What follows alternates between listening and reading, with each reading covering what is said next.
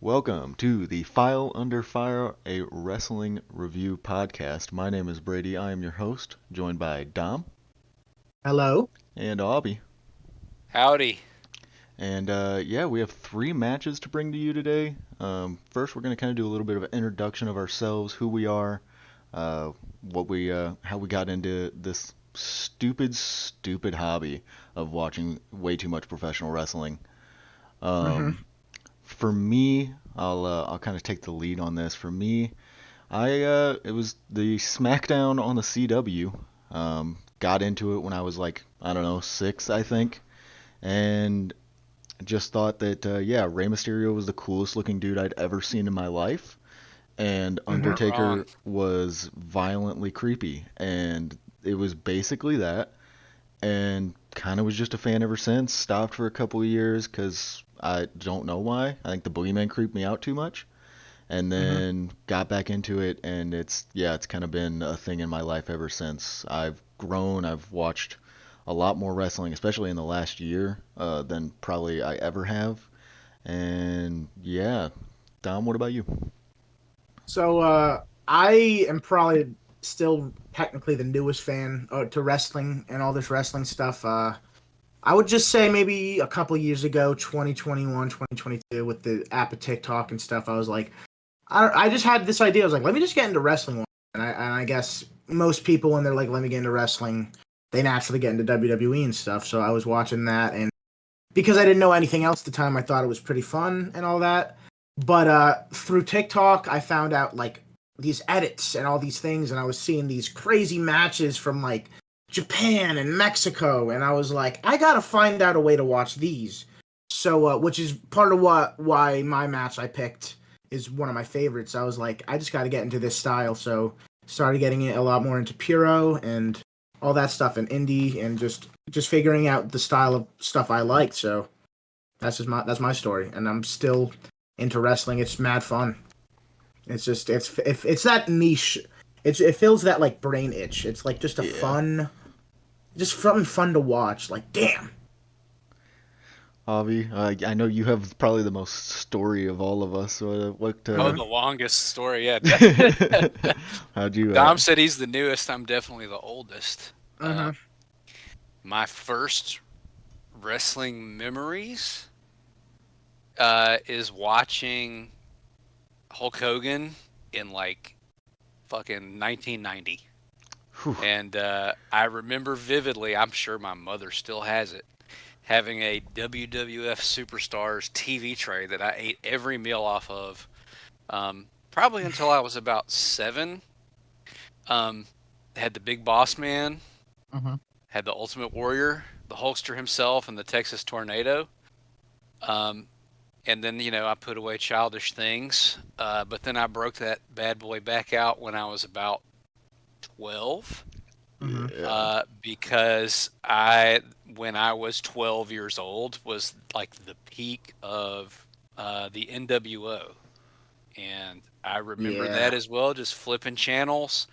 Um, and it must have been the end of a Nitro because I saw Sting come down from the rafters, dressed like the Crow, and I loved the Crow. I thought that shit was cool. I watched it on HBO late at night hmm when my parents were asleep, and watched him just beat the NWO's monkey asses with a bat and just knock them all out with one punch. And I thought this is the coolest guy I've ever seen, and this is the coolest thing I've ever seen. And I got to watch more of it. And I really became a fan with WCW, which fits, right? I'm Southern, obviously. hmm Um, and the setup was so sweet, because Nitro started at 7. And so you'd get the first hour cruiserweights and all that, the good shit. And then Raw started at 8. Um, and so you're flipping back and forth for that hour. And then you get the solo hour of Raw. hmm So I got into the WWF too, but I was always more of a WCW kid until it was just unwatchable. And then not long after that, I discovered that my local cable access carried ECW, which started at 10. oh So on yeah, Monday nights from like 7 to 11, I was locked in, dude. I was like an inch from my TV, on the phone with my buddies, Whole time parents probably hating it. and yeah, trying to bullshit my way out of whatever else was going on. I don't want to go to karate class. I have a headache. It's Monday. I have a Uh, headache, but I'm gonna sit 5 inches yeah, but I'm from gonna the sit TV 5 inches screen. from the TV. Yeah, and if I I do gotta go to watch karate, Sting. I'm gonna argue with my buddies about whether or not the diamond cutter or the stunner is more devastating. Which obviously it's the diamond cutter. Come on.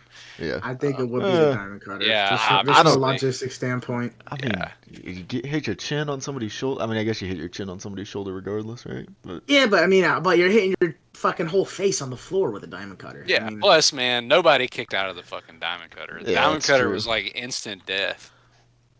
So yeah, and then hit puberty.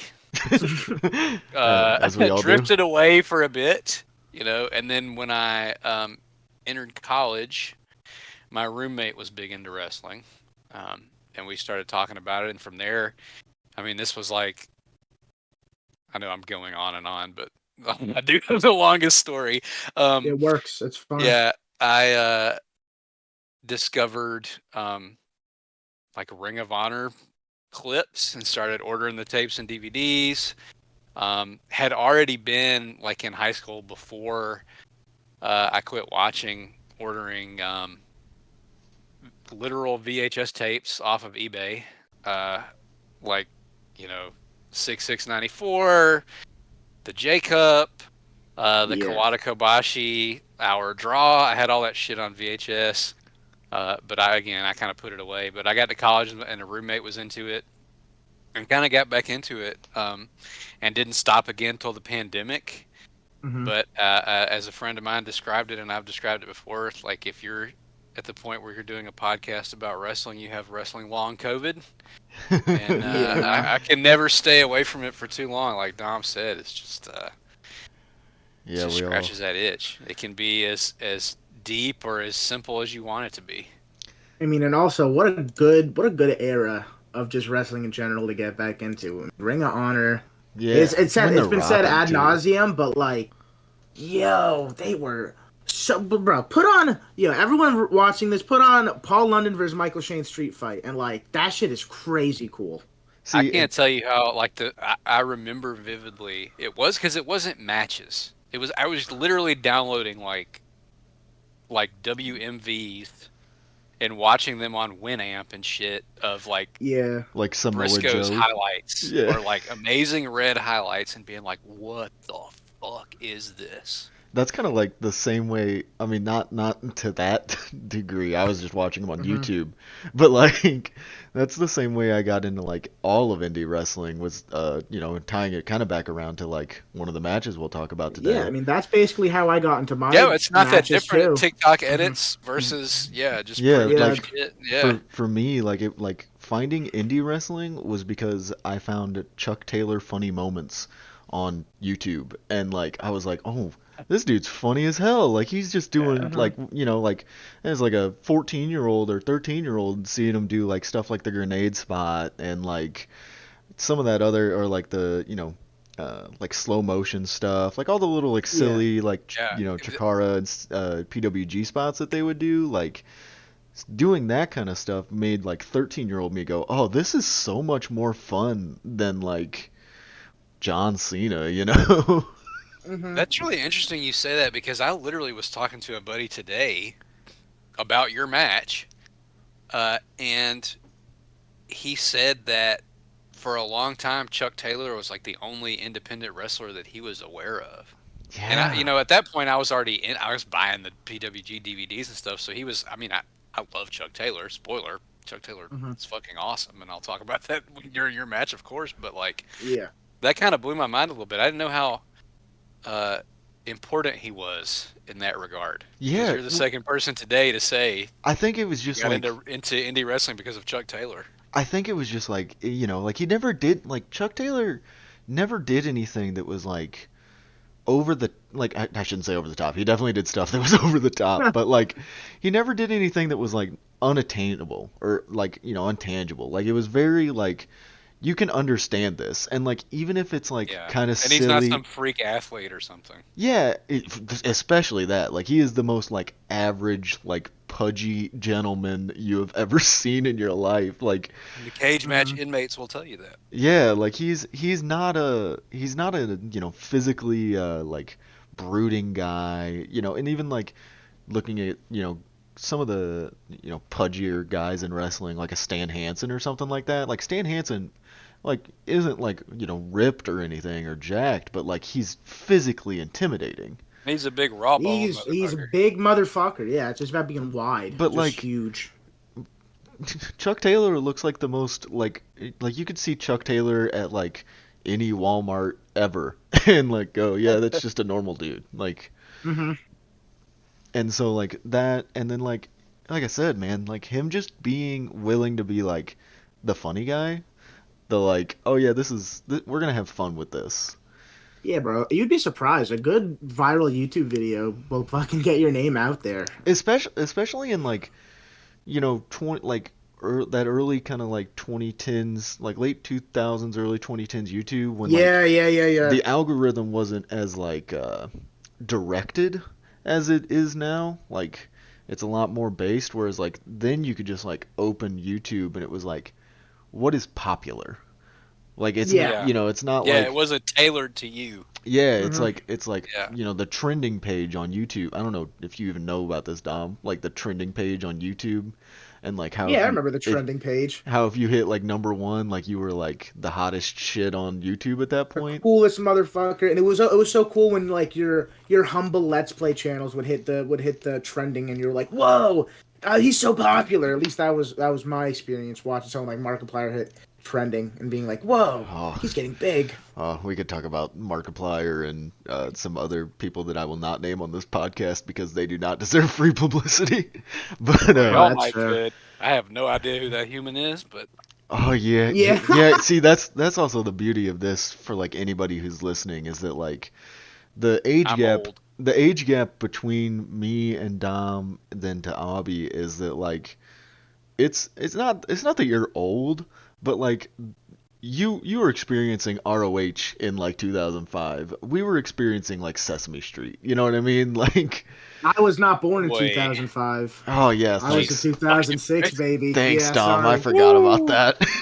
I'm sorry. Yeah. Yeah, so I guess sorry for myself. I was experiencing Sesame Street in 2005, but like, Hmm. yeah. So like, it's such a different like kind of generational thing, where like we grew up with like watching Happy Wheels videos and like Yeah. all this Hmm. different kind of stuff along with wrestling. Whereas for you, it was like a lot more of like what's on TV. So it was like I don't know. Yeah, I don't. I'll be honest. I really don't remember watching YouTube until college. Yeah. I mean, that's where But I mean I. that That's where, checks. dude. Well, YouTube Yeah. was definitely my TV, if you could say that for my generation when I Yeah, was younger. I was just absolutely. like, hmm. Yeah, I had my certain shows, but for Mo that definitely let me on my YouTube.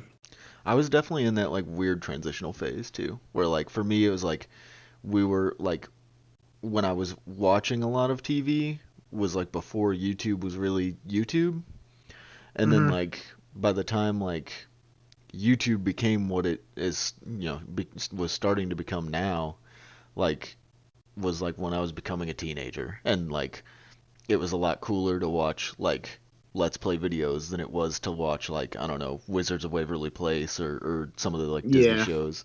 See, that's like my most old ass man boomer thing. Like I'm not a boomer, but I don't like watching someone else play a video game is such a foreign concept to me. I get it. Like Yeah, I that's get fair. that on like a some level, it's the same as like watching somebody play basketball. But I've never done that. And I still don't really consume anything. That the only thing I watch on YouTube is wrestling matches and like live music. I don't I watch was the gonna say video wrestling essays. documentaries. Yeah, I don't. I just I don't know. I barely can even use it. Like trying to watch a lucha on YouTube, I'm just like, this is so foreign to me still, and it's 20 years old. Yeah. Oh damn, that's 20 years old. That's actually kind It of is. crazy I too. looked it up. It was 2005, so I Uh, was in college Yeah. when Yeah, you're YouTube hit. Yeah, well, I'm sure we'll I talk. remember someone from high school emailing me a link to the Facebook, Ooh, and you had to have a a college university ID. email, yeah, Yeah, to join the Facebook. I Before remember it was just a cesspool I remember when they of first started letting. right wing maniacs. Yeah, I remember when they Hmm. first started letting people not in like college use it because I remember Yeah, I do too. My mom joined, and I had to go delete like every fucking thing I'd ever posted. my I remember Ah, my cousin helping my mom set up her Facebook so she could like reconnect with like all the people she went to high school with. I remember like Yeah, being in the room with her and my mom just being so confused. um, I guess do you guys want to get into these matches here? yep, go. I'm down. All right, so I gotta pull up the date so I get it exactly right. First, we're gonna go over. Aubie has picked a match. It is Stan Hansen versus Terry Funk, All Japan Pro Wrestling Champion Carnival from 4/14/1983. Hmm. Um, Aub, do you want to give a little bit of like some of your thoughts about this match? What kind of inspired you to pick it? Yeah, well, the idea that we were kicking around to begin with, that Brady came with, was to pick your favorite match, and that's an impossible task for me because of all the brain cells I've killed, all the matches I've fucking seen, um, and I just don't like. I have a hard time with that in general. If you ask me my favorite band or my favorite movie or my favorite song, Yeah. it's gonna be different. Like whenever you ask me, Yeah, it's really I what's your feel like favorite I right have a lot now. of stuff I love. Um, and I sensed something else to begin with. I don't even remember what it was that I I said. I think you think I think sent it was me a Ikeda Ikeda. Ishikawa. Yeah. yeah. Yes. Yes. Yeah. Um, uh, and and then I thought better of it because I feel like this match, um, it sums up a lot of what I really like in wrestling. Um, it's it's evil, which I like. Yes. It's It's very violent. evil. It's violent. It's stiff. It's not overly long, which is something that I value the older I get. Um, Yes. but it's also like Ikeda Ishikawa fits that bill too, but Funk Hansen is more of a classical wrestling match, and Stan Hansen has said that he and Terry Funk, when they wrestled, they had act and react. Um, it's not a bunch of. I mean, obviously the ending is planned out, Hmm. but it's not spots they're working through. Um, and so it's very naturalistic. Uh, they are very clearly defined roles. Um, there's a heel and a baby face, which is interesting for All Japan because they're both foreign. hmm Um, Great point. But but you would not guess that by the way that this match like the way not even the match starts, the way the like entrances start. Yeah. well, Like it's so fun. It's so funny the stereotype of people who like don't know ball. Oh, Japanese fans are so quiet and respectful. They're no, Bro. unhinged. they They are are so at the top of capacity this whole match. I described when Terry first comes out, I described it as a mosh pit because like Yeah. it like Yeah, they don't let him through. They no are he crowding the the fuck out of the him. or the young boys whatever it is like are basically having to like pull Terry like through the crowd because everybody is just wanting to like grab Terry Funk, touch him like Yeah. it is Bro, insane and for like it's awesome.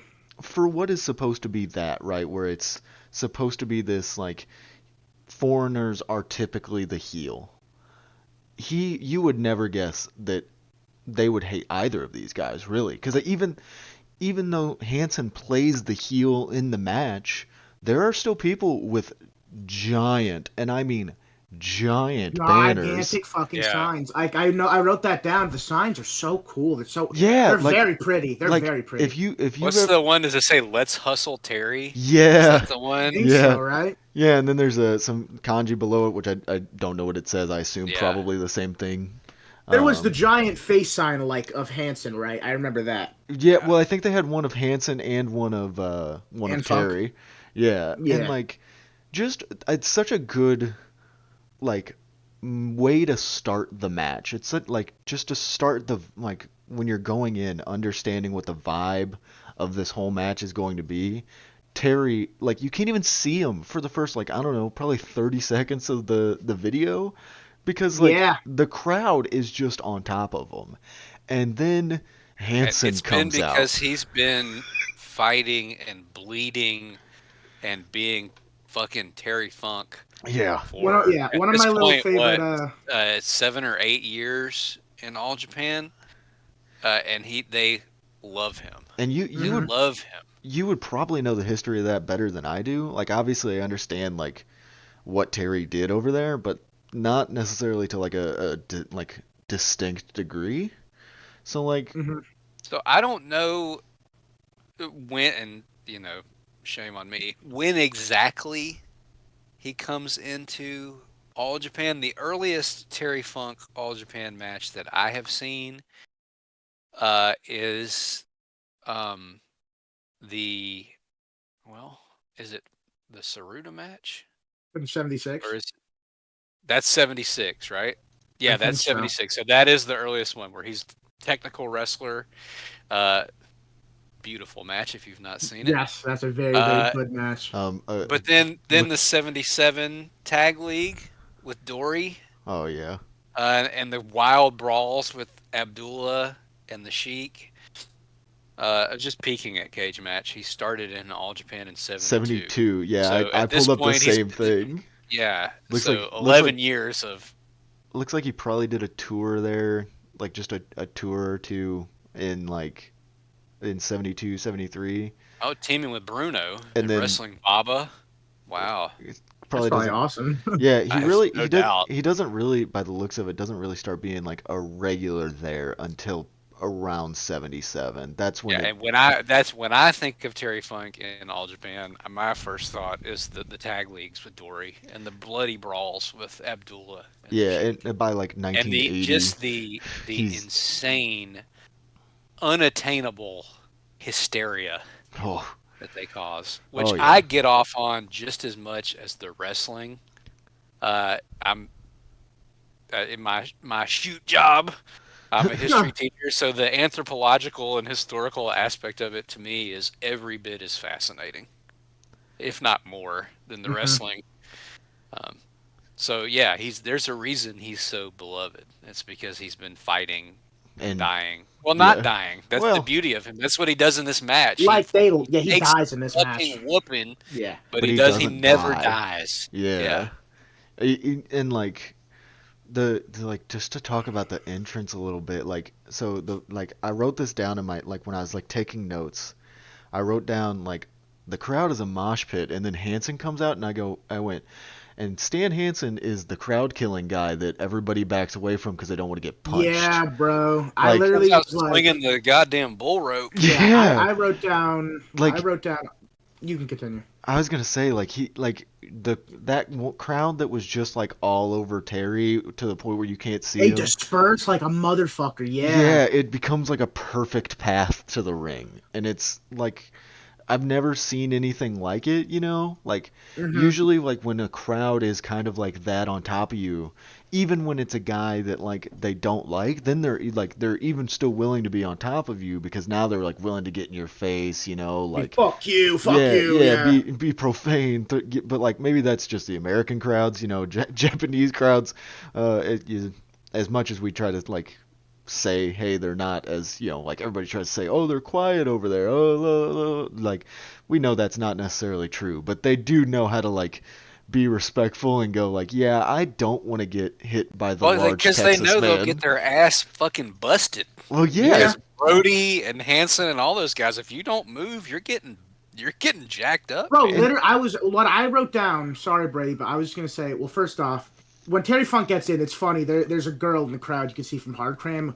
Hardcam loves it. She's clapping her hands and shit, jumping up and down. It's awesome. Women love the Texas fucking Bronco. And I was also gonna say with Hanson coming in, it's almost like Hansen saw how they're crowding around Funk, and he's like, I'm not letting that fucking happen. He's fucking whipping his shit around. He gets a fan right in the ass. I swear to God, he whips a fan right in the ass. I see the fan rub his butt, like, oh, goddamn. I saw that. Oh yeah. Yeah, I mean, Hansen is a big, mean, mad motherfucker. Get away from me. Fucking And whipping that like shit around.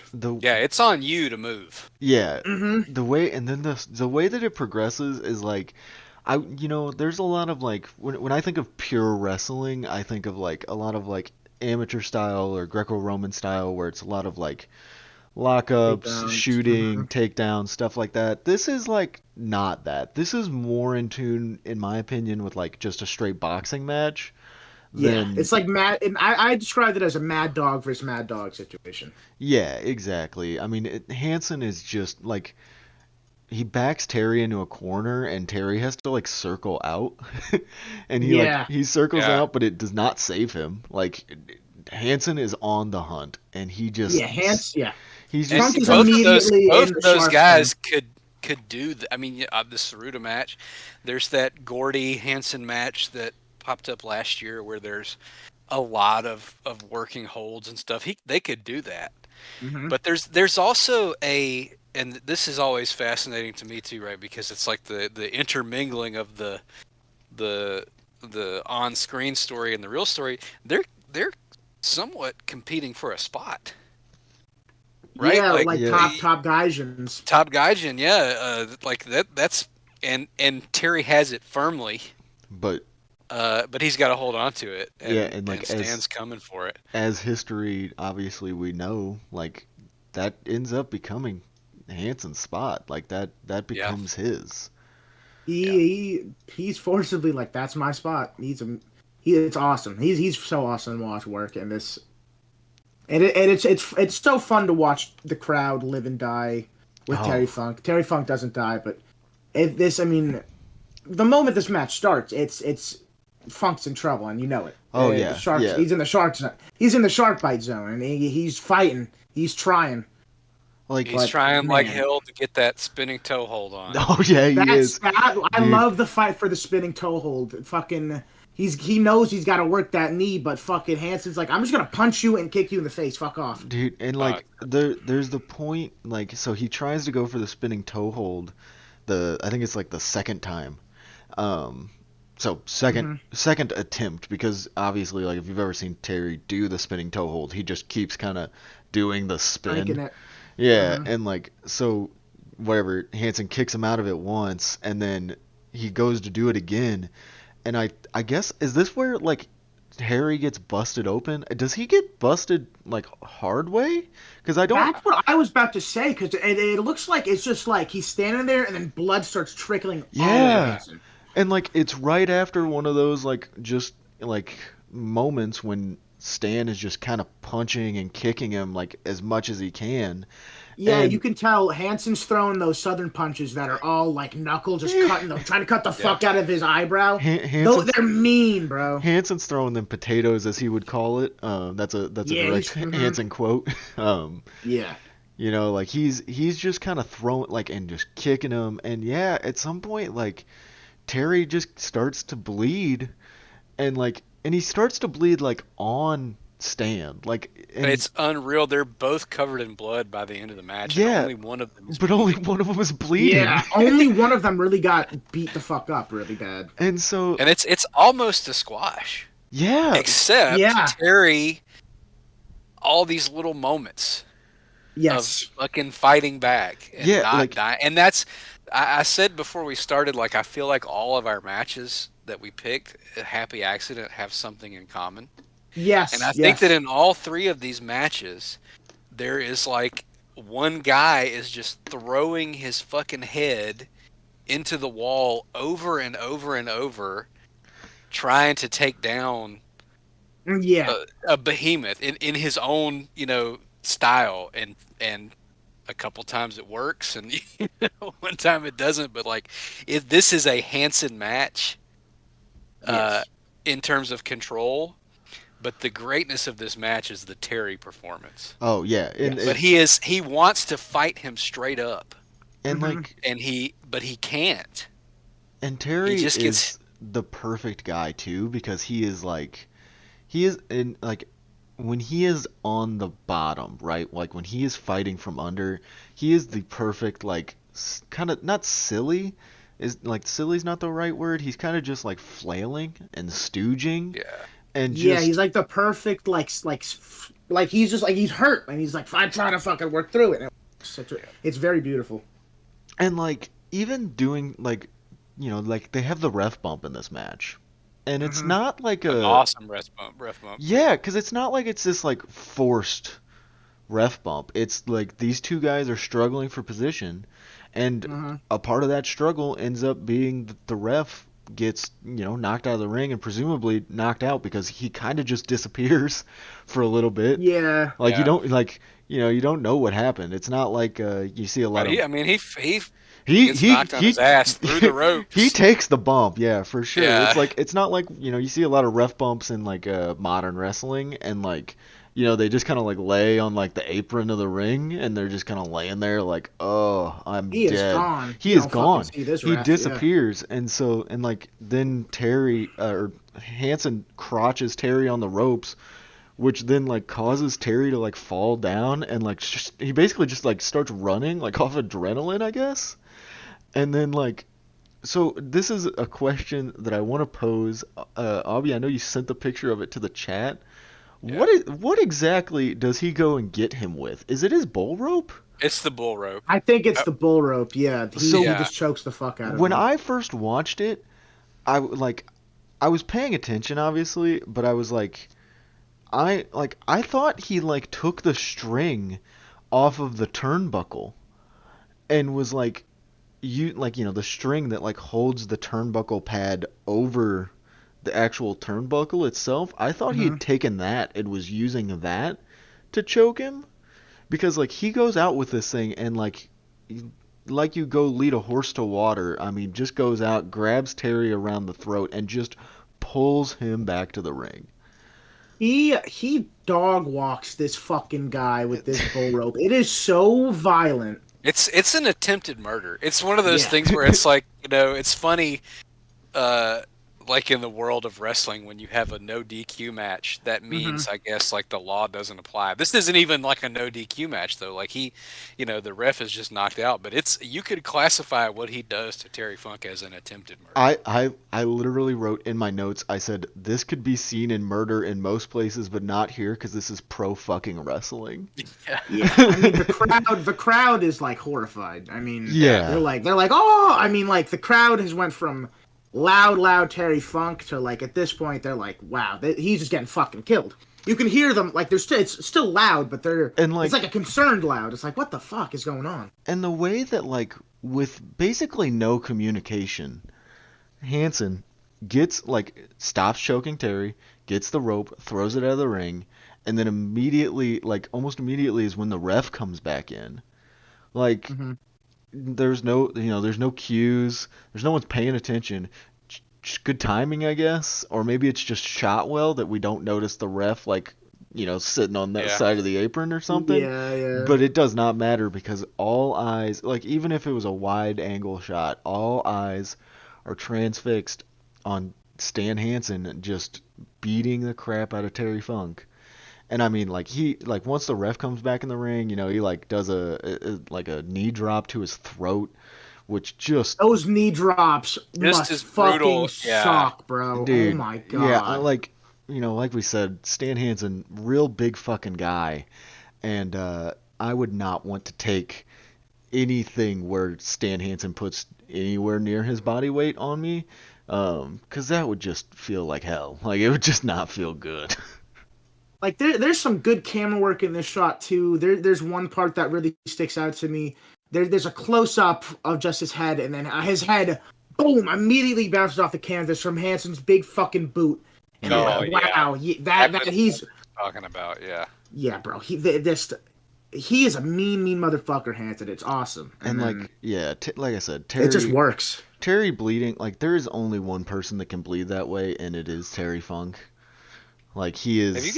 Have you ever had a dream where you're like in a fight and you're just beating the shit out of the guy, but he won't fucking die? That's terrifying. Stay down. Yeah. Like, that's exactly what this match is. Like, you're just punching him full force in the face. Like, fucking stay down. Doing everything Yeah, he I mean, can, but Yeah. he just keeps fighting back through it, man. Yeah. Yeah, and then like the finish, I feel like it's so nice because it's a yeah, non-finish. Like like I'm happy that it's a non-finish. Like so Dory, like if you've never seen it, obviously Dory comes out and like I described it to somebody like looking like the most like regular salary like U.S. salary man you've ever seen in your life because He looks exactly like my 8th grade geometry teacher, yeah, Mr. like Brown. he He's got the yeah. short sleeves and the tie, the but he's got boots on. short sleeve dress shirt, like slacks, and like obviously because it's Dory, you know, he has like just like what he's holding on to for hair, and so like and you only see him come up through the ring from the back. So I was Yeah. watching it for a second and I go, who the hell? Like when I'm watching it, I'm like, who the hell is this? Like who is This this? old fuck. Yeah, who just randomly jumped in the ring? And then I hear Dory Funk, and I go, oh, it's Dory. Oh, it's Dory. Yeah, I thought it Yeah, he was had to come Vern save his Gagne. brother's life. Yeah, I I mean thought it was Vern Gagne, bald ass motherfucker. it makes sense, but it was just like, oh, okay, yeah, that makes sense. Like, yeah, and Yeah, like, he's seen his brother getting murdered back there, and he fucking stomps Hansen out too. yeah, Those but Yeah, like, like you and then motherfucker. like yeah. Hansen, as soon as he realizes that like obviously match is over because Dory attacked him, so it's thrown out, and like as soon as he's like, I'm not gonna try and fight Dory too, He's like fucking I'm gone. I'm It's out of so here. good. Yeah. Yeah, Yeah, the it's match is already thrown out. He's like, fuck it. Yeah, and yeah. then there's 4 minutes of Terry trying to stand, and it's That beautiful. It's admit, beautiful. admittedly, I did kind of skim through that part when I was watching it, Oh, just it's like so good. just because I'm like, well, I mean, it's just Terry Stugin, you know what I mean? It's just him Hmm. selling. Like I've seen it before, but yeah, it's overall, It I is think, very fun to watch him leave through the crowd, and the crowd still loves him, bloodied and Yeah, bruised. He's the yeah, Texas goddamn Bronco. getting they dragged out. he could do no wrong. That's 150% sure. Moving on to our second match here. Um, My Tana, match. yeah, Mhm. Dom's pick. It is Hiroshi Tanahashi versus Katsuyori Shibata from New Japan Pro Wrestling, 9/21/2014. I What it? believe it was Destruction and Kobe 2014 is the event. It was. I could be wrong, but it's a Destruction event. Regardless, Um, it is honestly like so for me. I like obviously I know about New Japan, but I've not mhm. watched a ton of it. It is not a blind spot necessarily in like knowledge wise. Like I understand everything. Even going into this match, I'm like, okay, well I know enough about 2014 New Japan to know who's gonna win this match. You know what I mean? Yeah. I'm like, okay, yeah, cool. But like, I'm still like, I'm like, I haven't ever seen this, so I come in just like full on open mind, and where it kind of goes is next level. I mean, these are two guys like, you know, the first thing I wrote down when I was writing my notes was Tana still has knees, Shibata still has a brain. These are Let's two guys at their peak. Yeah. yeah, Uh-huh. Yeah. like the you know, like now, you know, you watch a Hiroshi Tanahashi match, you gonna get not this. Like, you know, Yeah. and You're granted not getting the ace of the fucking universe. no, not at all. There's a You're lot of miles on that yeah. on Yeah. that And even body. in this even in this match, Yeah. he's like selling his knees like pretty substantially. I don't Hmm. know if that is like A shoot thing. yeah, exactly. I don't know It if probably that's out of is. necessity or if that's just out of you know, like oh yeah, my knees hurt because he does take like a pretty gnarly bump from the top rope. What I guess Yes. I don't know what he was gonna go for if he was gonna like turn around and try and go for high fly I, flow. mhm. Or if he was just gonna do like a moonsault or something. Like I'm not sure. I'm not sure exactly what he was getting up there for, but whatever it was, like Shibata just kind of kicks Shibata him says right "fuck off. you," and I wrote down here during that I was like, Shibata just has some of the best like timed like they're not even drop kicks. They're literally like single leg jump fuck you kicks. Like just Yeah, die. yeah. Like It's just Yeah. I like it's awesome.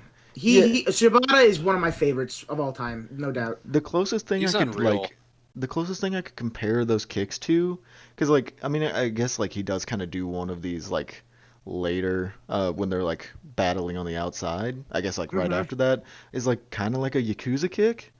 It's Um, like a flying fucking Yakuza kick to the jaw that is so nasty, bro. yeah, like he kind of just jumps and like connects, like it does, like somehow like just hits him and like is just Oh, willing to yeah. take whatever damage he gets for it. Really, he's just like, yeah, no, I'm not gonna let you. And that's really the biggest story of this match, in my opinion, is like Shibata basically being like, nope, not it, not time, no, you can't do it Yeah. yet. You know, like Yeah, well, to me again, it's for some reason because Tanahashi is the one who escalates right off the bat, right? Yes. So Because like yeah. Hmm. it's before I watched the match, in my mind, right? Tanahashi is an old guy, and I don't know if it's the MMA break or what, but Shibata to me feels a little younger. But they both debuted in '99, Yeah, like they're so basically same age. It's yeah. you forget. But to me, it it feels a lot like Tanahashi is trying to go toe to toe with Shibata because Yes. he's the one who does the slap on the break yeah, I was going to to say that to this fucking match, escalate, and yeah, very uncommon for a Tana match. a Tana match and a New Japan match from this time. We get a very very abbreviated feeling out armbar, wrist lock, Yes, headlock yes. wrestling section. You get a little of that, and then you get the break in the corner, and you get the Tana slap, and then it's a dick measuring yeah, contest. Yes, the way I wrote down this match is it's basically this match is if you do you know you guys know like the whole story and stuff behind it. It's all about like Shibata left for MMA and then when he came back, since he was supposed to be the Three Musketeers, everyone was like, "We don't really fuck with you." Like everyone in the company was like, you left us. You know what I'm saying? Like that. That's basically the And story. that's Like, why going into it, it's like you would think that the story of the match would be Shibata trying to prove himself, but it's Tanahashi that's trying to yeah, prove it. it's It feels like to Tanahashi that me. is like, I'm gonna use your style of wrestling and be like, fuck you, let's do this, let's take it to your style, let's do this. Like, I can do it too. Fuck you. And it's Yeah, like, I right don't off know. the bat. Yeah, right off the bat, and then I also do love that Shibata fires back and he's like, okay, I mean, I would have done this anyway. Like, now you're in my deep zone. Yeah, Like, yeah. let's start yeah. it. Like It's I very know, fun. I know just how much you love forearm exchanges. Um, but like, yeah, Tana slaps Shibata, and like Shibata just goes, all right. And like one thing I think when I was like rewatching this match, like just right before we started recording, was like one of the things that Shibata does when he does forearms is they're not really like forearms necessarily. It's more Yeah, they're like, elbows. yeah, it's more like he's just trying to put the point of his elbow into like into your neck. And Yeah. that's my main beef with the modern forearm exchanges because it's very easy to be lazy. And I actually wrote down jokingly forearm tax, but in the context of this dick measuring contest, It it works. makes sense. And yeah, the problem with the forearm exchange is that it's a crutch and it happens at the same point in every match. Hmm. That's not the case here. No, not at all. And Yes, I yes. it fits perfectly and they're nasty as fuck. Like Yes, I every do think these are like finally. I wrote down it was like, man, it's so nice to get like a real forearm exchange with some fucking heat behind Yeah, him. have you guys watched the Sorry Mako Satomura match from this uh I, last week? no, I have I not. have not. I They have not. they do it. They do a forearm exchange too, but it is. I mean, it's felt like it's not just my turn, your turn, and that's very much what this. It was. They were fucking gnarly, Yeah, What? because like I mean, forearms are and they're like letting it breathe yeah, enough. they're Mhm. basically elbows. I mean, they should be fucking Yeah, brutal strikes. Yeah, yeah, like the one thing I noticed, like I mean, I guess maybe it is because of that like MMA influence, but like the one thing I noticed when watching it is like they're treating like these forearms kind of like how you would treat a jab in a UFC or MMA fight. Like yeah, it's a lot, it's a lot more of like a here's one, like here if I can get yeah. in like two, like I'm gonna try and sneak in two. Um, and Mm-hmm. like it's not necessarily like just a straight trade. And sometimes like it is a straight trade, but that's just because they're like teed up on each other. Like there's the moment when they're like they go to the outside and they just start like attacking each other with forearms. Like they're just going Yeah, at each other. the And the 19 count Oh spot. yeah, yeah, yeah. Then they roll back in. Yeah, yeah, That's I the thought that was ref fun. Hmm. counts and like he gets, it's like you can hear him counting in the background. It's like 17, 18, and like as soon as they hear 18, they both like stop, look at each other, and then 19, and then they both crawl in the ring and then just start like they're like, well, we can still do this here, and just Hmm. start like laying it into each other.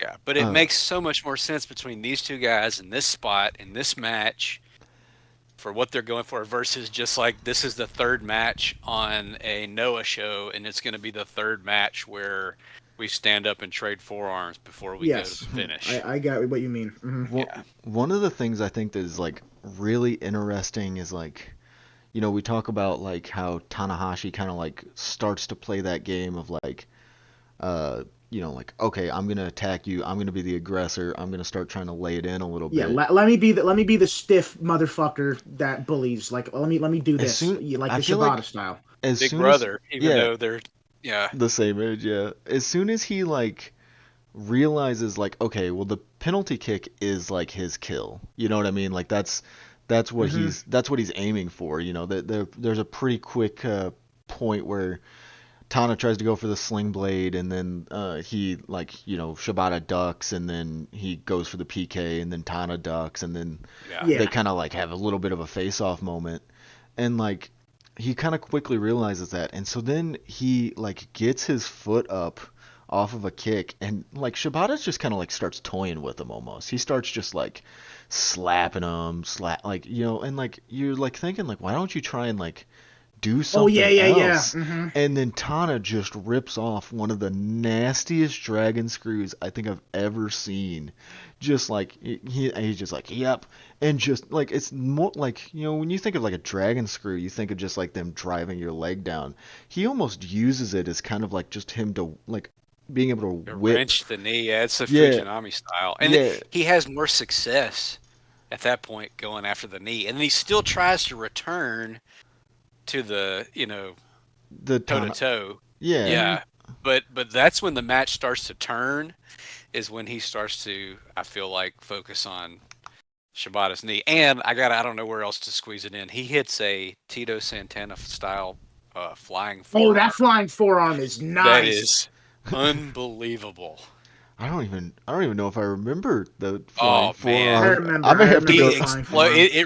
It really calls to mind Tito Santana and Greg Valentine, and that's like the highest compliment that I can give. One So one one like I guess little segment I want to point out is like the uh is it Tanahashi that goes for the kick in the corner, or no, it's Shibata goes for the kick in the corner, and then like Shibata moves out of the way, and then like Tanahashi goes for the crossbody, and Yes, I he was about to say the yeah crossbody counter where he gets stuck on the ropes and then kicks him right in the stomach. Is what you're talking yeah about? and then That is fucking nasty. That must hurt like a bitch. And then Shibata goes in and just lays in some of the nastiest Those is forearms in this the where he hits? elbows. corner. Is this where he hits the back fist, or is that a different No, part? no, no, no. No, We're no, talking that's about when he's later. doing the forearms in the corner. Oh yeah, Yeah, yeah, when he's yeah, like prone before he does the corner drop kick.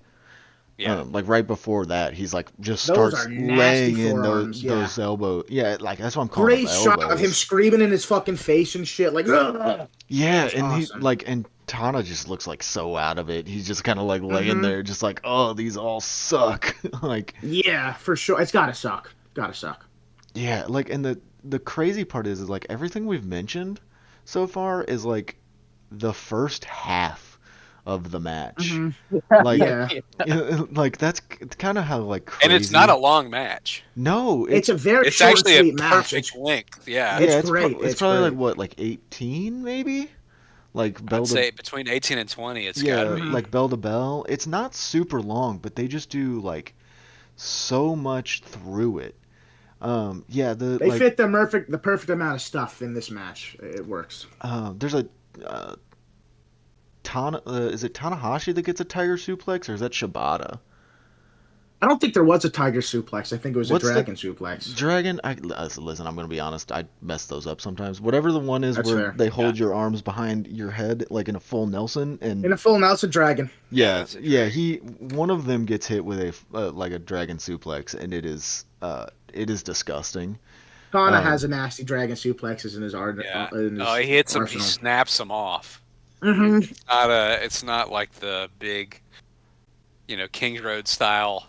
I'm gonna toss you, yeah, as high It's just apex, and it's just a it's snaps it off.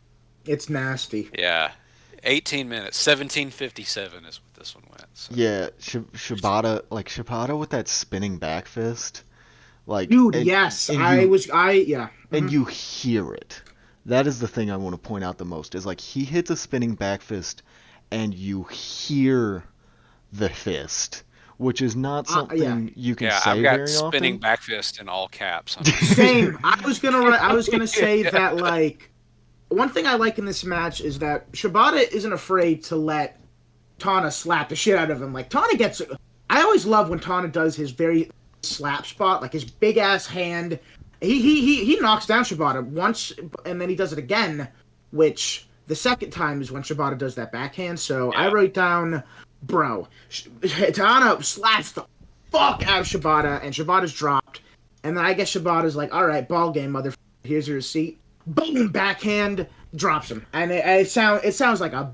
It's not even a backhand. It's just like elbow, forearm to face. It is Yeah, nasty. like any of the I love Eddie Kingston. Any of the spinning back fists you've ever seen Eddie Kingston hit, this one was way worse. Yeah. This is what Eddie Kingston should be doing actually. Like this is insane to me. Hmm. And like there's also like this whole like finishing segment. So I guess is Shibata going for a GTS? Is that what he like puts him up in the fireman's carry for? Yeah, he has the go-to PK. He does the go to sleep, and then he runs for a PK after hitting you. Yeah, so he like goes for the go to sleep, and Tanahashi just catches the leg and just is like, nope, you're not doing this to me, brother. Like Hmm. this is not happening. Yeah. And yeah, and he hits another dragon screw.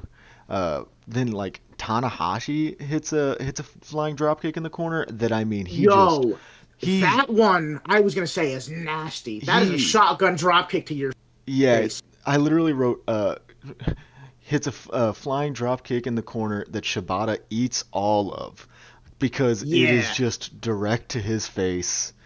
Hmm. Yeah, and then top rope, which this spot was kind of wild to me. Was like Shibata gets up and like he does a flying cross body, and then Tanahashi goes back to the top rope for the high fly flow.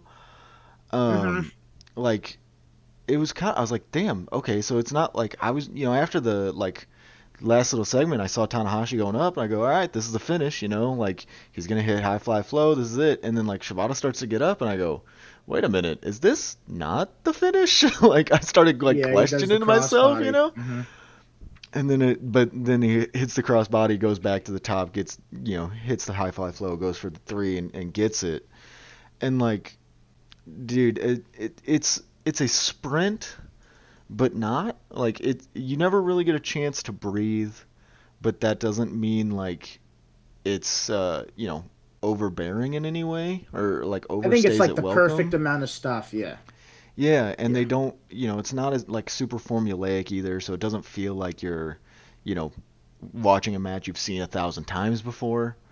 Yeah, Um, it's different. It's fun. I love that it got to it. Like the first like I didn't have to wait for a bunch of clean breaks. The first clean break, Tana slapped the fuck out of him, and it was from there. It was ball game. yeah. yeah. It was good. We also forgot to mention the first attempt at a high fly flow.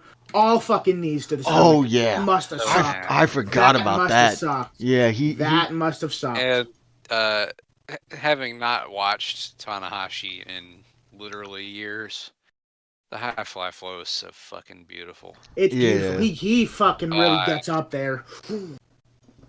he Gets up like there. for a move that really like a, a lot of people have done at this point. Obviously, like people have done way more impactful things from the top rope.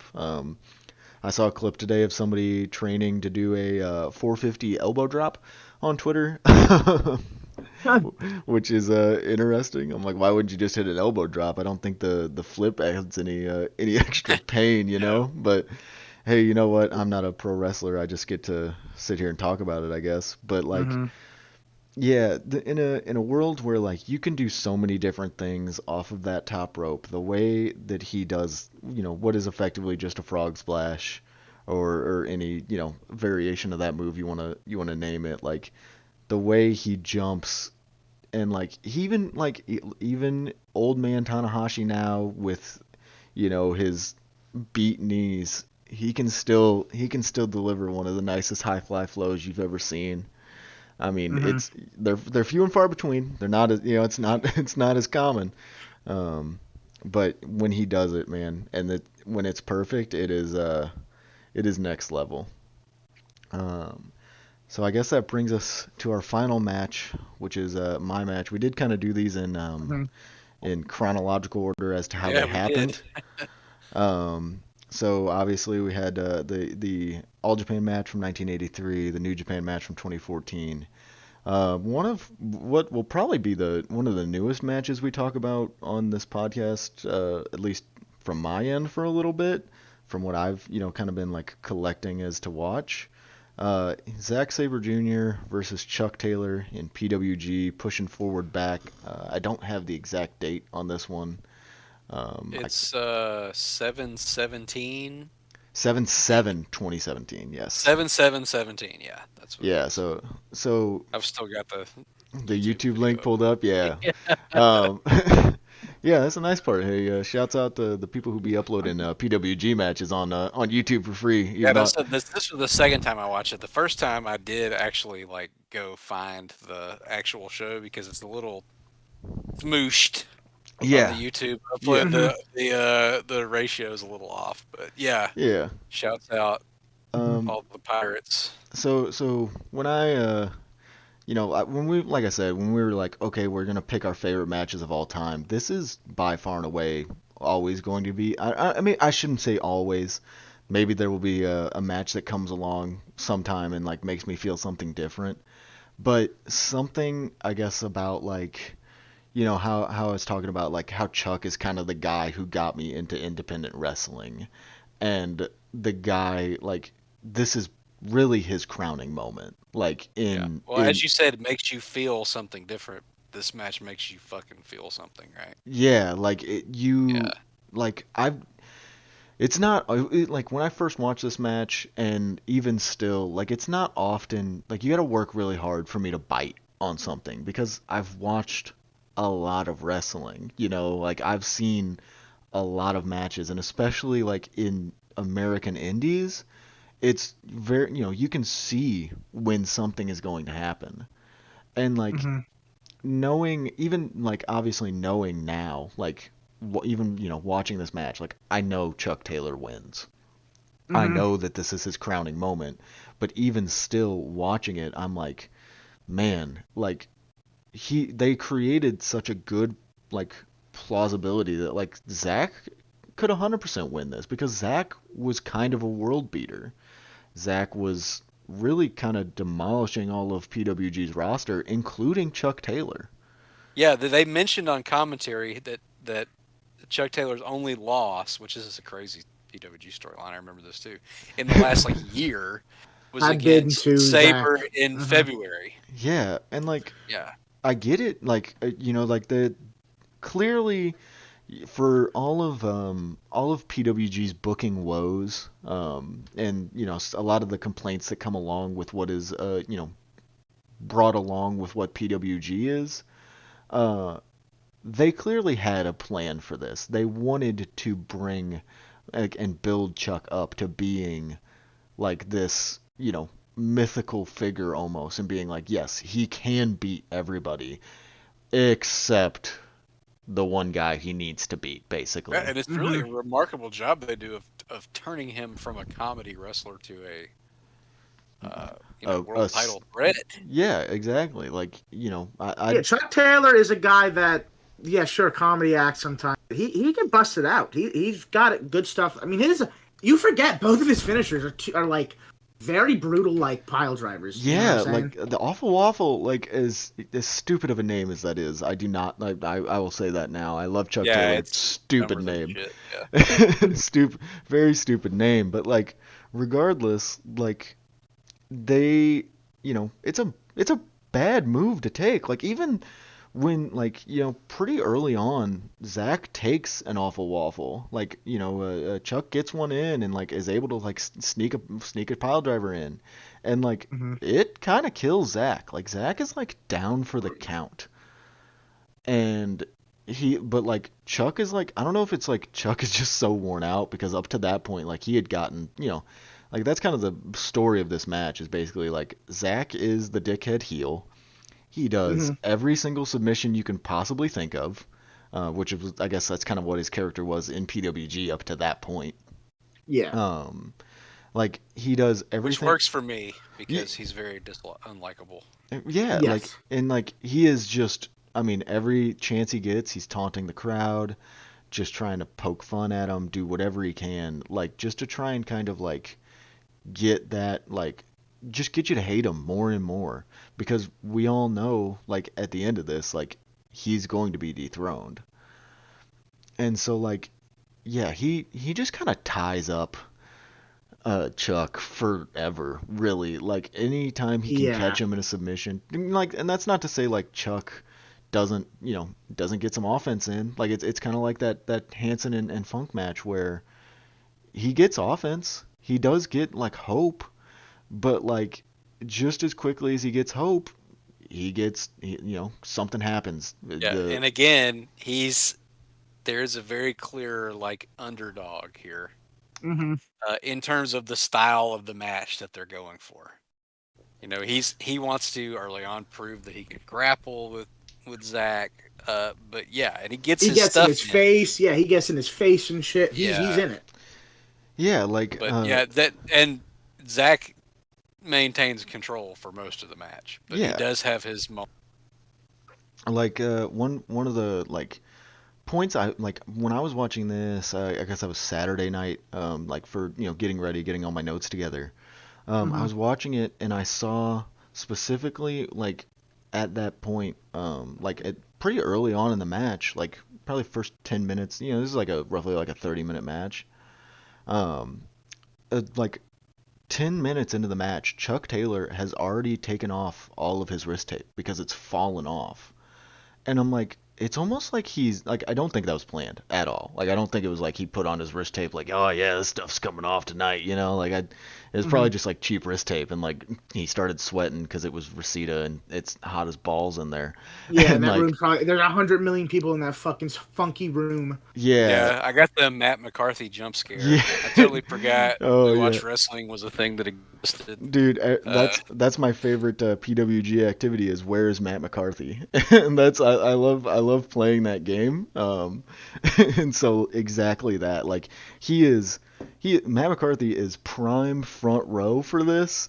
Like you get to see him like in some like he is yeah, popping. he's got some reaction faces. Yeah, he is like I don't remember if it's like when it is. It's not the. It's right before I think Zach has the ring boy take off the bottom rope. Yes, I know exactly what Yeah, you're there's talking like about. it's like a The whole perfect. crowd sits, but he's still standing just in awe. Yeah, like Hmm. there's a whole like it's a crowd shot. Like you can see the whole crowd behind like Zach and Chuck, and like Matt McCarthy, just happens to be the actor there. Obviously, like I don't know.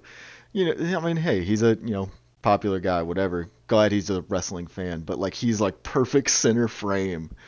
And like you see Chuck get the bottom rope with his foot and Matt just jumps out of his seat and just is like he is like the happiest man in the universe that Chuck Taylor just put his foot on that bottom rope, and he is the embodiment. Like even if it's like yeah he's a bit over the top with it, like he is the embodiment of the general PWG crowd, not even just the people in Reseda, but like people who ordered this DVD, people like me who are still watching this match to this day and saying it's their favorite match of all time. He is like that feeling for me, it's specifically. And like the ring, like, so the bottom rope spot is genuinely, it's not only what makes the match for me, but also like the stupidest part of like where the match Yeah. goes It's stupid, in my it there's opinion. a it hits that point for Yeah, like sure it. where it gets a little. I wrote down because I haven't seen this since 2017. I'm probably have the DVD in a box in the garage, but that before it becomes obvious that he's trying to get DQ'd, I was like, he Hmm. should have gotten DQ'd like multiple times Yeah, already. yeah, for sure. And So like, this is just like the ultimate escalation of he should have gotten DQ'd. like he go first of all, since when has PWG ever had a ring crew? Like especially like Yeah, I near was thinking like Yeah, I really was thinking he was there's a gonna beat up little like an audience member. I was like, what the yeah, fuck? like they're like there's I'm a like little WWE uh plant Marvel universe situation. to it. Yeah. Yeah, because like you think of like when just thinking of like PWG specifically, when you think about like the Bola, I don't remember what year it is, whatever one where they lose the bottom rope, Oh, because it that's the one with Loki and yeah, and Chris Chris Hero. Hero, yeah, like where That's the Chris Hero match. Yeah. they lose the bottom rope because it snaps. Like I guarantee you, there was no ring crew that like came out and like fixed it that or like like helped. You know what I mean? Like it's Give me probably Fuck Super no. Dragon out there. yeah, it was probably just like And Super Super Dragon. Dragon and Joey Ryan. Yeah, Yeah. Super Dragon and gimmick. Yeah, exactly. Excalibur probably came down. Maybe Rick Knox or something. Like Rick Knox. Listen, I am typically not one of those guys that says like I don't think that's like it doesn't matter if refs have characters. Rick Knox plays much bigger in a role in this at the end of this in the finish of this match than He he ever should certainly have. does. Um, Oh my god, we're talking about Rick Knox. I wrote down all cap. Shut the fuck up, Rick Knox. Rich Knox, dude, whatever the fuck. like listen, I understand it, and like I think that's the only, in my opinion, that is the like only thing that dates this match is how and like it kind of places it, I guess, because like this wouldn't happen anywhere other It than feels very PWG. like Gargano Ciampa style theatrics. Not Yeah. nearly that bad, but it's very much Yeah, like in that same vein of like it ceases to be a wrestling match for a minute, and it yeah, like becomes like a so drama. he takes the bottom rope off, which I don't understand like at that point why that's allowed. Um, and like and like this is where you just kind of have to like go like whatever, man. Like you have to say Yeah. fuck it before the referee says fuck it. Like Yeah. you have to understand that like yeah, it's just going to go off the rails. And it does. And it's when I've like, I looked up before like I even left work today, I was looking at cage match reviews for this match and like that is the biggest complaint of this match. Like the people who don't mark it at like I mean it's rate like don't get me wrong, it is rated very highly on Cage It Match. was It's outrageously high cage yeah, match. like it's I mean it's still over a 9 on Cage Match like Yeah, to this day, which obviously like I've said, it's my favorite match of all time, but that's not to say it's not without fault. Like Mhm. it it kind of creates this whole scenario where Chuck, like he takes the bottom rope off and then he chokes Chuck with it, which for some reason they don't even consider. Like he's just like acting like it's a normal like a normal chokehold and like counts it, like he's like 1, 2, like he's choking him, but he's got his foot on the rope, Yeah. I Yeah. guess, which is kind of funny. It's like because you're using the rope, so I'm like, okay, that's kind of funny. So then whatever, he gets rid of the rope, and then like the great spot of this is the moment in which like like ties Chuck up. He has like both arms behind his back, has one Hmm. leg, and then like Chuck just has the one leg free. And like once again, wrestling rules be damned because like what has been always demonstrated is you always just need to break the plane of the ropes. you don't necessarily need to touch Yes, to be a touching rope, the rope. Yeah, Hmm. but but it pays off when he the gets the. payoff of him Yeah, reaching the foot up, hitting the second Yeah, the rope, second rope and the crowd explodes. I and wrote down that. That's lovely. yeah, but I think that's uh, what I think there are. This is a great moment, and it's a great wrestling moment, and more so than necessarily a great match. It reminds me because I'm old of Luger beating Hogan on Nitro, yeah, throwing him in Mm. the rack, and that release and that moment is so huge. I couldn't tell you what happened in the rest of that match. but you know Uh, that like he gets him in the torture rack, and yeah, like that's the thing and is, it's beautiful. I think like the first half of this can be aimless. I wrote Hmm. down Excalibur was annoying 3 times. and I think that's Um, understandable for a lot of yeah, like I PWG don't. I detractors. think I think there's a lot of stuff for me that's like I don't like Zack Saber. I don't don't love PWG crowds. I think the Zack control segments are bad. I think he forgets about the arm at times, but everything he does is brutal as fuck. Hmm. Yes. Um, and it's not it's not just about the match, which is kind of abnormal for PWG. Yeah, where The that's super indie, let's go have just the put on, you the know, banger classic. See what 12 happens. great map. It's the totality of the thing. That's the And thing. and I Like, and it's a story match in the bigger context of like what's happening in the company. I'm not sure that the story of the match itself is as coherent. I think he forgets about the arm a couple times. Um, I think he pusses out on the thumbtack spot, but the payoff is tremendous. And like it starts with the spot you're talking about, which is why I kind of went on the rant with the foot on the second rope is it makes it worth it, Hmm. Hmm. and it's so good, and even like in a context that I don't necessarily enjoy with a guy I don't necessarily enjoy and have nits to pick. Like I will say I do love Chuck Taylor, and I think Chuck Taylor is unbelievable in this match.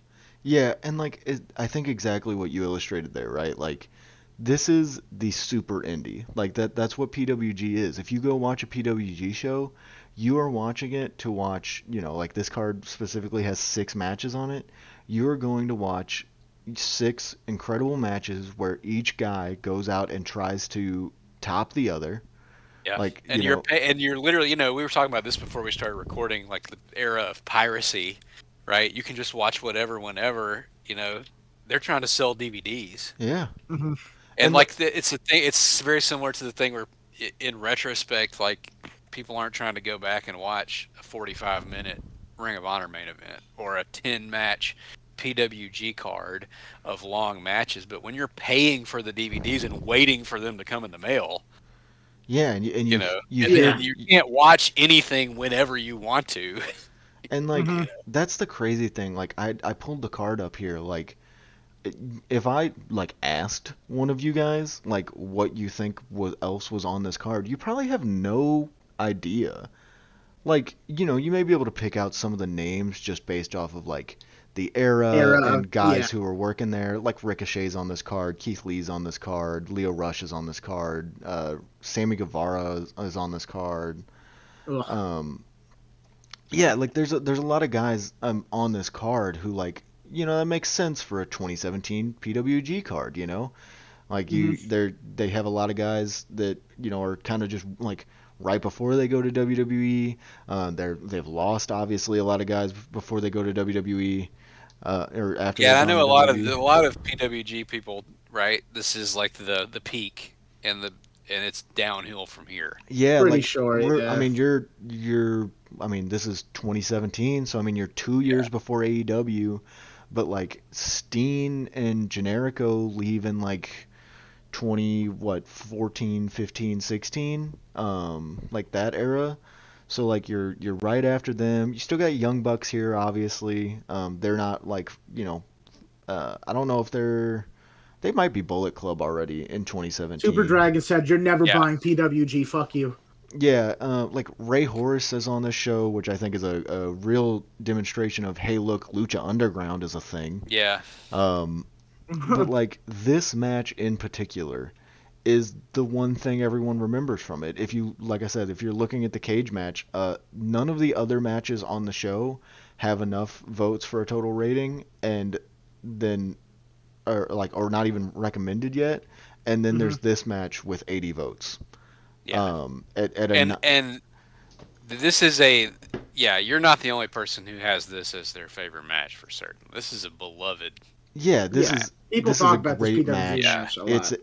it is a it is a diamond in, like, not necessarily a diamond in the rough, because like there's a lot like, PWG is divisive, and I think you could probably just leave it at that. yeah, exactly, it's divisive. There, Hmm. if you enjoy Hmm. that super indie style, you're gonna love PWG. If you don't enjoy that Hmm. style, you're probably not gonna love it. Stay the fuck away. But Yeah. regardless of that, like this is one of those few matches I think in PWG that is just not really a PWG match. Yeah, It and it's just the triumph of the guy who's not the dude who's about to get snatched up by NXT or who ex- is like yeah, making waves in New Japan. He's not the like prototypical no. PWG If guy, if and all that's why the crowd loves him so much. And Hmm.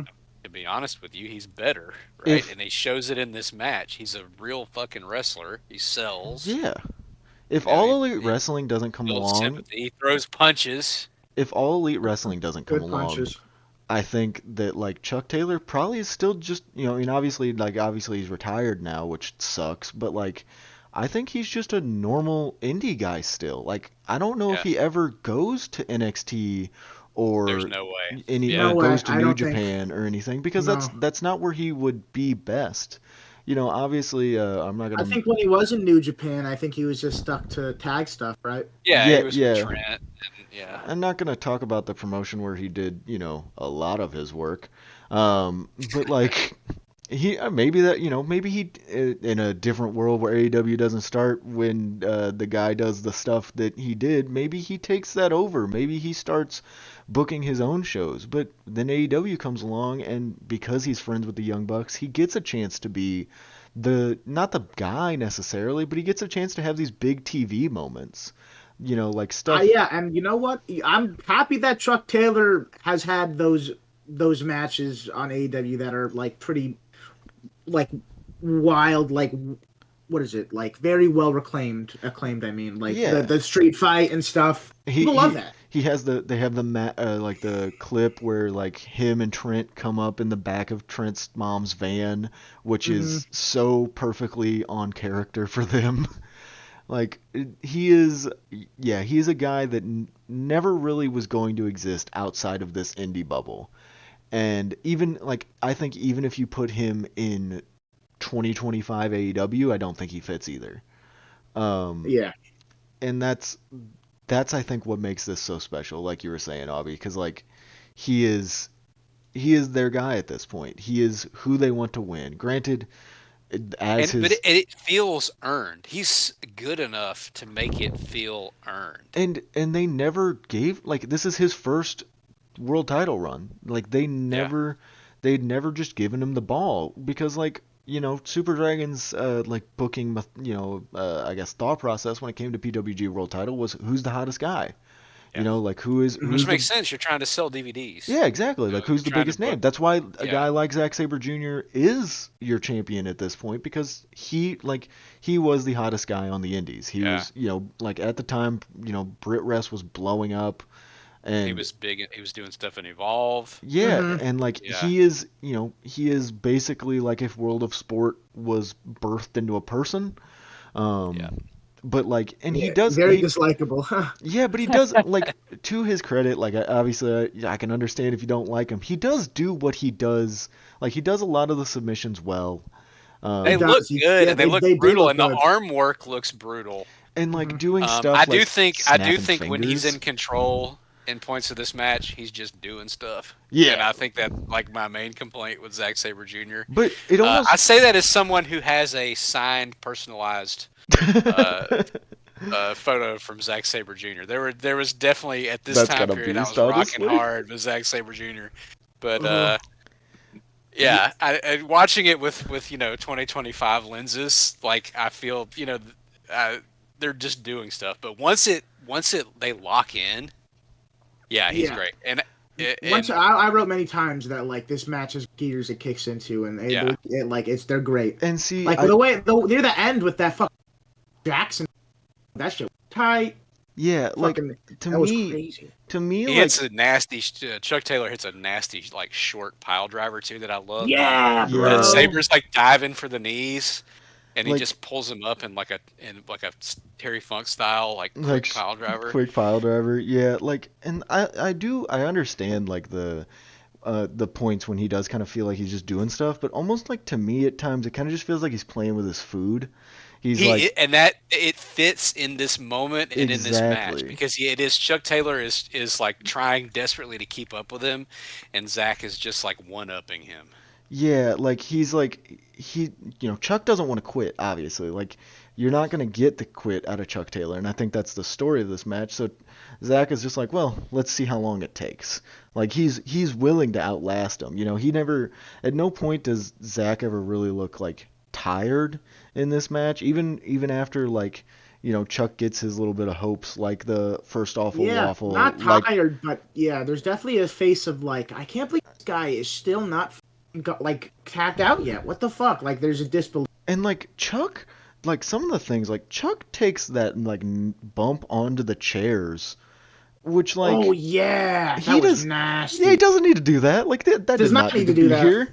Like it did not need to be in the match. But like, Yeah, well, that I actually wrote down the first time I watched this that I feel like there's a little bit of like it's a Frankenstein match. yeah, That part is sort of the, it's odd to throw into the middle, and it feels like when he's setting up the chairs, like the way he's setting them up is specifically for him like to to eat shit cushion onto it. them off of the Like he's apron. yeah, he's Yeah, like stacking more chairs on it, so because he's like, I know I'm gonna have to but like lay down for this. So I don't yeah, want to have to take it too much. He's like, I don't want. but it Yeah, was yeah. super fucking gnarly.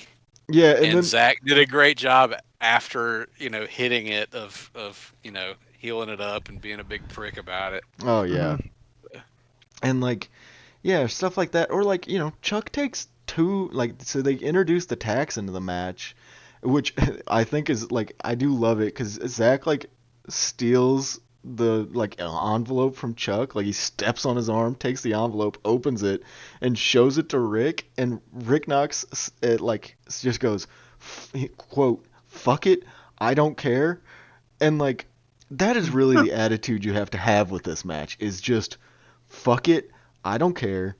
What like come on, keep going. Like what's gonna happen? And Chuck Yeah, it is better than the sum of its parts because of how it all comes together at the end. And I yeah, would I agree. got that more the second time watching it, knowing how it ended. Because as I'm watching it the first time and taking notes, I'm like, I don't know how much I'm rocking with this, and then it picks up and it's great. yeah, and But the like second time through, Chuck it all makes a little bit more sense. like he finally like finally gets him in the armbar, which is like what he's been working for this whole match. Obviously, like that's what's meant to be his finisher. I guess I Mhm. don't. Does he still call it Article 50? I don't watch current New Day. The only Zack Sabre match I've seen in the last 6 years was in CMLL, Was the Hechicero where he was match? awesome, by the way, Yeah. and the Virus match. Yeah, Oh yeah. See, but like regardless of that, like I don't know if he's still using Article 50 or armbar as a finisher, but like that's clearly meant to be his finisher. If you have a name for it, it's probably your finisher. And so he like goes for it, and Chuck just like rolls over and like does the power bomb, like pick a guy up from the armbar and power bomb him. We've seen Rampage Jackson style. Yeah, yeah. yeah, As I was Rampage has done it. Obviously, that's probably where most people got the idea. But like saying. so many people have done that at this point. You almost like I almost expect it more when I see an armbar in pro wrestling than not. But like he does it and just kind of throws Zach onto the tax, even though he doesn't get that much of the tax. Yeah. I think that was more of a case of just the most of the tacks that were in that area were in Chuck's back, and At that not. point from the suplex. Yeah, I yeah. watching it the second time. It sure looks to me like Zach does not want to take it. No, I mean he probably doesn't. I can kind of understand it. I mean, I would probably take a tack bump. I can understand not wanting to take a tack bump. Um, and so he power bombs him down and then just picks him up, hits the awful waffle, and like it happens kind of so quick. It's like a real like quick crescendo. They like just like very like it's not like this like big like building moment. It's oh he got a little hope. He power bombed him, grabs him, awful waffle, 1, 2, 3, and that's it. And And I think that's how it has to be because Zach has been in control for so long. Hmm. exactly, it something I heard Mad Dog Connolly talking about when I was listening to a podcast with him today. Was that like sometimes matches end like very abruptly, and not because like the finish got blown or anything, but just because like that's kind of how it had to be. Like if it ends in this big like comeuppance moment and like it's all kind of telegraphed and choreographed, you're just like, okay, come Hmm. on, like get to it. The fact that it like he hits the awful waffle and you're like he pins him, and my first thought is, well, Zach could still kick out here. Like he can still, you know what I mean? Because it's like he's been built as this world beater. He has been like, Yeah, I know exactly what you're talking about. And then when if he gets it, and then it happens, and then he got 1, 2, 3, you're like, oh shit, oh. yeah, like it's there. Yeah. And like you said, Aubie, like because he controlled so much of the match, seeing him just kind of fall flat on his head, I guess. Yeah. And it's like, and then Chuck doesn't, isn't in like a big giant celebration. I mean, the crowd's going crazy. In my opinion, I think the crowd is the most important part of this match. I think if this match happened anywhere other than Reseda, it's probably not as exciting. Yeah. Um, That's a fair point. Well, I think that's part of the context of this is like it's a reminder that pro wrestling is more than just like isolated matches, and yeah, the moments matter and the stories matter, and it really is a great payoff. And the crowd is absolutely. even though there's a few people at the beginning that are Zach Annoying. fans. Yeah, well, Yeah. there's people Hmm. who are Zach fans, then there's people who are just like chanting Zach is boring, and then he does Yeah, he well, it's 2017 Reseda. Like I wrote it down, but you're not gonna get around the. Yeah, Zach, the I crowd. just to go back on one thing. Zach at one point does I guess maybe I don't know if he's trying to reference Stone Cold, but he like does the middle fingers like right above his ass, which is like the thing Yeah, Stone Cold did when he was handcuffed, which yeah. doesn't make sense for him to do now, but whatever, he does it. And so like, Probably yeah, just trying to get everybody to look at his hog. hey, hey, I mean, you know what? Do you, I guess, but I love the Zach middle finger fucking bridging roll up pin attempt. I thought that was funny. Yeah, yeah, that was. Zach does a lot of good stuff in this match. Like you said, I mean, there's a lot of stuff where it just feels unfocused, but there's a lot of good stuff from him still, Hmm. and just getting a lot of good wrestling, and like you said, Avi, like all three of these kind of come from the same place of like the baby face may be the like aggressor, but the heel is like determined to kind of just like take them down. Yeah, Um, and Zach and they're fighting an uphill battle in all three of them. exactly Hmm. like Chuck is definitely like he's the aggressor still. I mean, there's the point where he yells at him, he's like, "That all you got?" And then he spits in his face. Like, Yeah, he sets up the Yeah, chairs. He breaks out the he thumbtacks. gets in his forehead first and shit. I mean, he's ready. Yeah, He's ready to bring the fight. yeah, like he's definitely trying to and he do it. holds his own on the mat at the beginning of the match when it's just like pure grappling. Yeah, Yeah, yeah. Hold his own. gets that gory special in, which was like, how Oh, many? That was that a was nice gory nice. That was special. so Yeah. nice. Yeah, that How, was a huge pop too. I loved that. yeah, I was like, I've never seen a pop like that for the gory special outside of, outside of LA. Gory doing it, yeah. Yeah. And like, how many times you think Chuck Taylor has ever done a gory special? You know what I mean? At least like that we've seen. I'm sure he's probably practiced it, but like, how many times has he ever actually done it? And like, yeah, it's. I could sit here probably talk about this match for another hour, just gushing about it, because Hmm. I kind of just love this match, and really like I love all three of these matches. The the Hansen and Terry Funk match gives you exactly what you want out of Stan Hansen and Terry Funk, and it kind of sets up an opening too with the DQ finish, and then the like the DQ finish. You never get the lariat out of Hansen, like Right, right. That's a good point. You never see his lariat. so like he never really like even though he is like still kind of like beating up on Terry, he never hits the lariat. He never lays Terry Funk completely out. Um and like Terry never hits like a pile driver or anything. And then when you go to like the Shibata Tanahashi match, like Shibata I think he does hit a PK, but like it's he never hits the GT. Would you say it was GTPK or a Yeah, GTSPK? the GTPK, the Yeah, GTPK, I think is his bitch. yeah. Ooh, bless me. He never gets to hit that like fully. So he never gets it. And like Zach does get in the armbar, but like Chuck is out of it very quickly. So it's Hmm. like you have these heels that never really get their you know never really get their kill shot, I guess you could call it. Like they never get that like deciding like I'm gonna finish you off. But the baby faces, even though they're fighting that uphill battle in two out of these three matches, completely do. Yeah. And yeah, I don't know these somehow we did not plan this. Obviously, I mean we did plan like okay we want to each do like Our favorite our matches. favorite matches, but we didn't plan for these three to work together as well as they did. It probably won't. Yeah, I had that. I loved that realization in watching that last match that these are just variations on a theme. Yeah, and it may happen again. It might happen. It might. We might get to the point where it's the exact opposite when I bring in some kind of like random like shitter match and like because I mean as much as we I do want to talk about really great wrestling and I want to highlight great wrestling.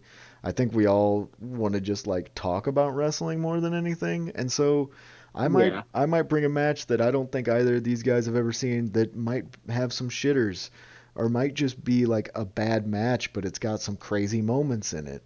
I'm Hmm. sure these guys will bring the same, and I think that's kind of the fun of this and exactly why we're trying to do this because we're three guys that love to talk wrestling. We all kind of have similar tastes in wrestling. All of it's kind of guided by Aubie. Um, Yeah, yeah. he's kind of like the Yoda of the of the group. He's like It's the teacher in me. hey, He guides us towards I the described best you one stuff. time as a wrestling compass. Um, That's a good fucking way to put it. I think I tweeted that actually.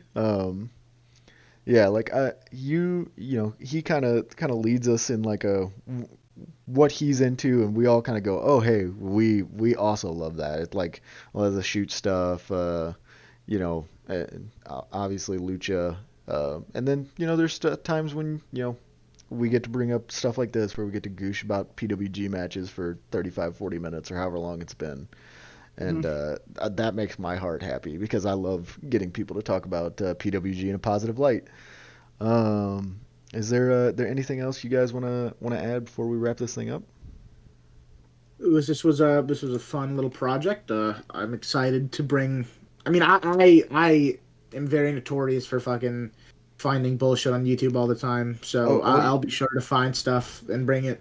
one I'm very one ready. one thing I do want Yeah, to we point can get out. weird with it. we will have a segment. We didn't have one this week, but we probably will have a segment that we call Dom's Monkey Point of the Week, which is in reference to a GIF that Dom uses on Cage Match, or when he's like finds a match on Cage Match that he has no idea if it's on the internet or not. Sometimes we can find it easily. Sometimes we have to tell him the realization that it just does not exist on the It's not internet. out there. Yeah, it was never taped, and you're kind of SOL. But hey, if Dom comes with one of those, maybe we'll just pose the question, or pose the question to everybody. It's like, hey, and like, granted, if Aubie can't find it, we're in deep shit. But Yeah, deep if shit.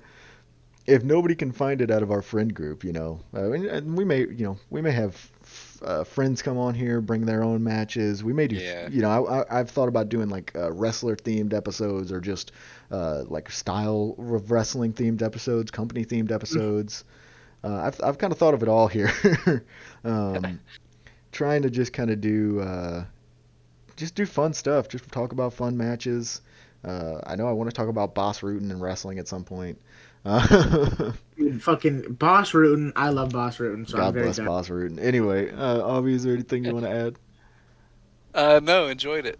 Ah, Looking so forward to more. Hmm. yeah, this has been File Under Fire, a pro. I'm not even gonna say a pro wrestling podcast. I think I'm just gonna label it as a wrestling podcast, because Works for me. we may talk about stuff that is outside the realm of pro wrestling, and that's Oh yeah, I got some backyard matches for oh y'all. oh yeah. So yeah, Hell exactly. yeah. We're gonna bring you some more of these. This was a lot of fun. It may not be consistent, but we're gonna try and make this as fun as possible. Yep. All right. See you guys later. Bye Bye. bye.